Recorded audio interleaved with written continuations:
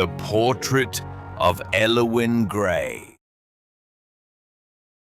In the crumbling town of Windmere Hollow, where ivy strangled the bones of old stone manors and fog clung like memory to the moors, the Graye estate stood in a state of regal decay. Once the crown jewel of the countryside, it had since fallen into shadow after its heiress, Elowen Graye, vanished one winter's night over 100 years ago.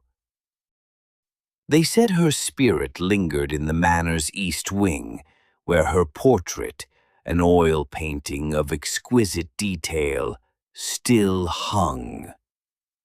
The painter had been a reclusive artist who died mere days after completing it, his heart stopped mid-stroke, brush still in hand. Locals whispered that Elowen's eyes in the painting followed you, and if you lingered too long, you could hear her whisper your name in the dark. So, naturally, that's where I ended up. I had inherited the place from a great aunt I'd never met. Orphaned, bookish, and tired of the city's noise, I came to Windmere with a heart eager for peace, but the hollow offered no peace, only mystery. The first time I saw the portrait, I forgot how to breathe.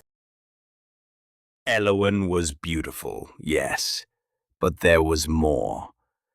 Her eyes were not just painted, they burned with life, a haunted knowing. Her raven-black hair curled around her pale shoulders, and her lips, red as fresh blood, tilted in the faintest trace of sadness. Behind her, the same window I stood beside now was painted open, letting in a storm of shadows. That night I dreamed of her. She stood at the foot of my bed in a silver gown that shimmered like moonlight on water. Her eyes held centuries, and her voice was barely more than wind through lace curtains. "You shouldn't have come, Nathaniel." I startled awake. The room was cold. My breath puffed like smoke. I tried to rationalize it. The manor was old, filled with draughts and dust. But the second night I awoke to piano music drifting from the ballroom. I followed it barefoot through dark halls. The chandelier trembled with unseen movement, casting long, skeletal shadows. There she was, sitting at the keys. Elowen. Her fingers glided over ivory, her back to me, hair cascading like a velvet curtain. She didn't turn as I stepped closer. Only when I whispered her name did she stop, the final note echoing through the house like a warning. "You see me now," she said without turning. "I don't understand." "You will." She stood, and I watched her drift toward the garden door. She walked through it as though it wasn't there. I spent the next day in the village, digging through archives and forgotten lore. The townsfolk were tight-lipped, but one elderly librarian gave me a name. Edgar Marlowe, the painter who had captured Elowen's final image. His journals, tucked away in the library's restricted collection, told a strange tale. He wrote of falling in love with Elowen as he painted her, of how she confided in him that she was cursed, bound to the manor, a legacy of blood and betrayal passed down from her mother's side.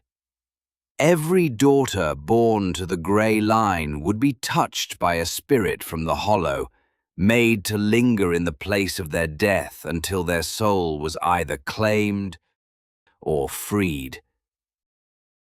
Elowen had tried to run.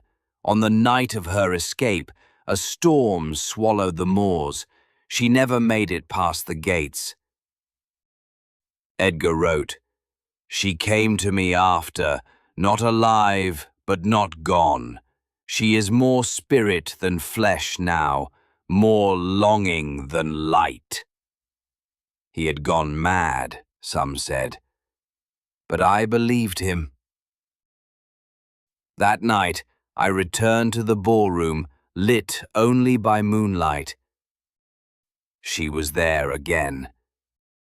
This time I reached for her hand, and this time she let me touch her. Her fingers were cold but solid. Her eyes, those same eyes from the portrait, were heavy with longing. "You're different," she whispered. "You're not afraid." I should be, but I'm not. "Then you'll stay, won't you?" Her question trembled between hope and dread. "I don't want to leave you, Elowen." She smiled, the first true smile I'd seen. "But if you stay too long," she said, "you'll never leave. The hollow keeps what it touches." I thought I could resist it, but each day I felt the house becoming part of me. The walls whispered, the mirrors watched. I saw her everywhere, in my dreams, my thoughts, my skin. One morning I looked in the mirror and saw a strand of my hair turning silver, a streak just like hers. I knew I had to make a choice. Free her, or join her. In the oldest part of the library, I found a torn journal belonging to Elowen's mother. It described a ritual, dangerous and forbidden, that could sever the bond between a spirit and the place they haunt. But it required sacrifice, not of blood, but of love. A heart willingly broken to set another free. On the seventh night, as thunder rolled over Windermere, I led her to the garden beneath the dead yew tree. The wind was sharp, the air heavy with ghosts. "Elowen," I said, "I love you." She stepped closer. "Then why do you look so sad?" "Because to free you I have to let you go." Understanding dawned in her eyes, fear, sorrow, but not anger. "I've waited so long," she whispered. "I know." I read the words from the journal, carved with my voice, heart cracking with each syllable. As I finished, the air shimmered like heat over a flame. Elowen began to fade, not like smoke, but like dawn-erasing stars. Her hand touched my cheek, her lips brushing mine once. "I remember sunlight," she murmured. And then she was gone. The house groaned as though mourning. The portrait in the east wing blackened before my eyes, the paint running like tears. I collapsed in the garden, the yew tree above me trembling. The days after felt hollow. She was gone, but the hollow had released her, and it had marked me. I see her sometimes in dreams, not haunted now, but whole, alive, somewhere far beyond the veil she waits. And I remain at the Graye estate, not cursed, but changed.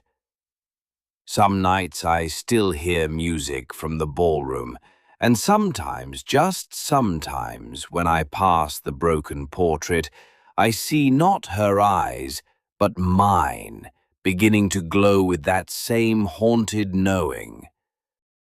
The hollow never forgets its lovers, and it never lets them go completely.